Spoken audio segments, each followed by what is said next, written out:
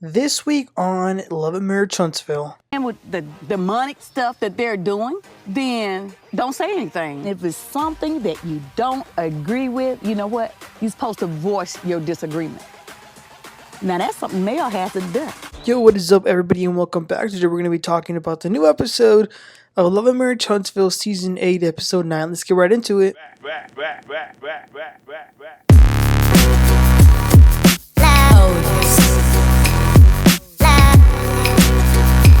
Alright, so the episode opens up with Stormi just getting her hair done. She will be turning herself into jail. And she said, if I'm going to have a mugshot, I might as well look good, and I like that attitude. Courtney took their kid to school so he won't know or see this. Her team is talking to her about it, and Stormi gets very emotional because it's ridiculous. Having a warrant and turning yourself in for responding to another person who they are the ones who broke the law because they were harassing you and your business. It is all like just a huge mockery of the system. It really is.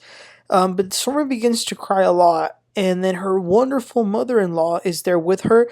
Stormi tells her that when she called her mom and told her about the situation, Miss Betty said, well, that's what you get for going on reality TV. Damn, that's harsh. But Courtney's mom is amazing, telling her that everything's going to be okay.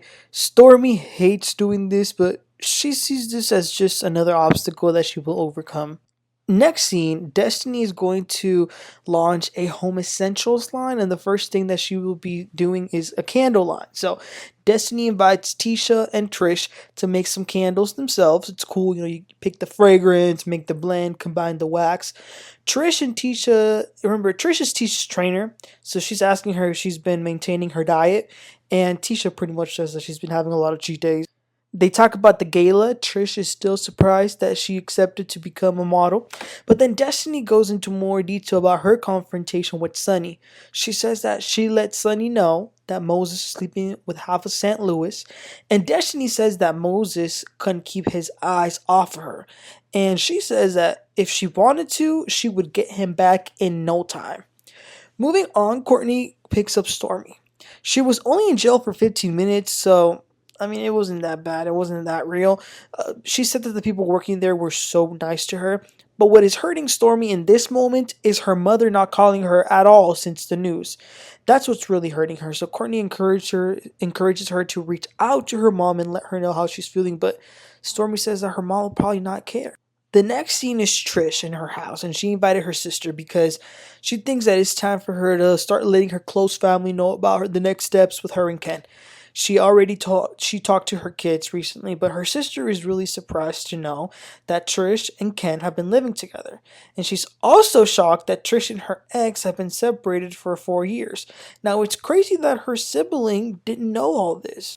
Trish tells her that the relationship with Ken was just so good that she didn't want to jinx it almost, but the sister brings up that at the end of the day, Trish is still married to her ex. Until she officially divorces, she is still married, legally. Trish says that there has been no communication with her and her ex at all, so they're really not together.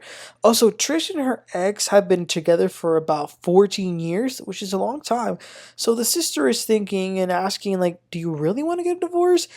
Could this be salvaged maybe? And to a certain extent, she's kind of encouraging her to think about fixing it, but because no one wants a divorce, so I get it. But Trish says no, it's over. It is what it is. I want to be happy. Trish says that she is in love with Ken and that they are very compatible. The sister says that she does wish that Trish would have been more open with her and the family and would have told them what was going on.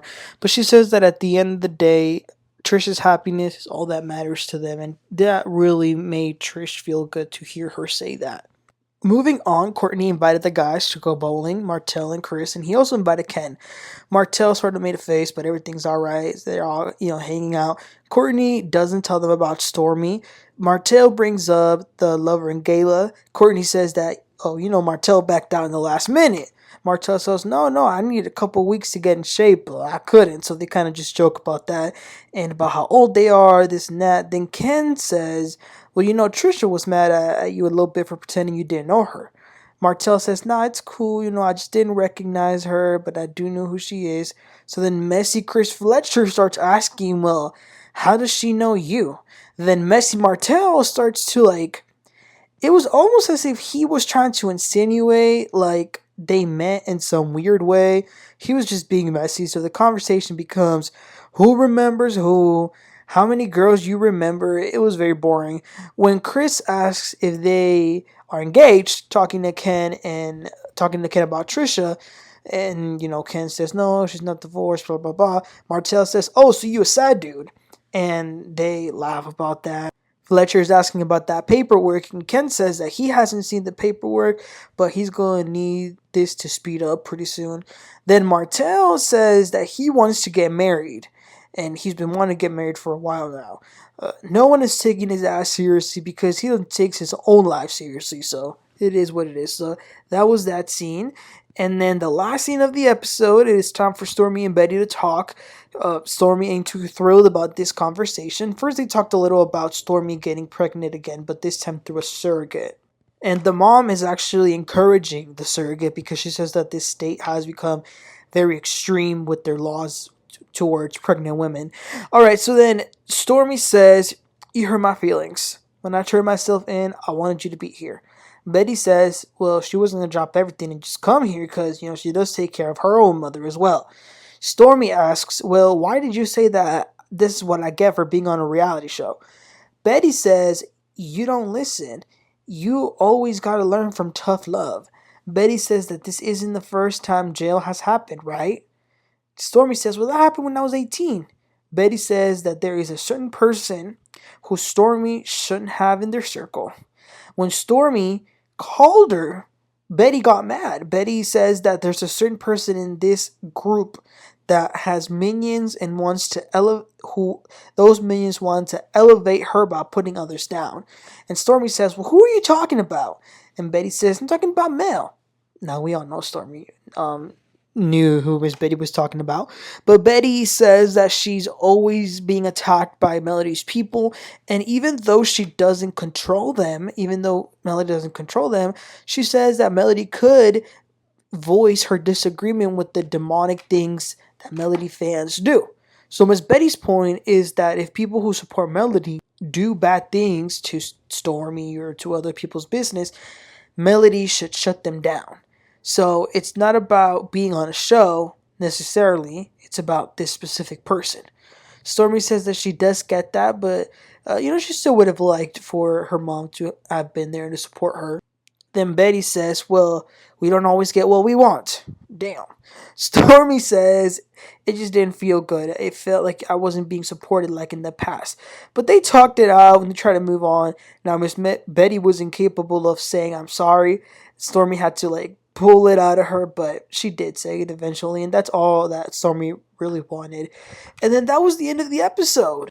Don't get me wrong, it was interesting to see Stormi going to jail. Well, we really didn't see her going to jail, but we saw a little bit of that. But other than that, this was by far one of the most boring episodes ever. I mean, I was falling asleep. I'm falling asleep even talking about it.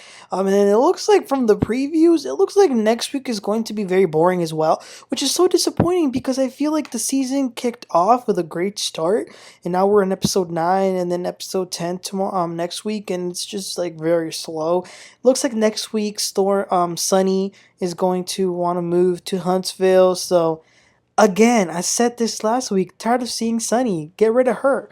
But anyways, you guys, what was y'all's reaction to Stormi, first of all, having to turn herself in, and second of all, what her mom Betty did by not reaching out, and what she said to Stormi about MELOMETERS, and that Melody had a responsibility to shut them down, and that she's the problem in the group. So let me know what you think about that. Please don't forget to like and subscribe, and I'll catch you on next time. You have a great one. Bye.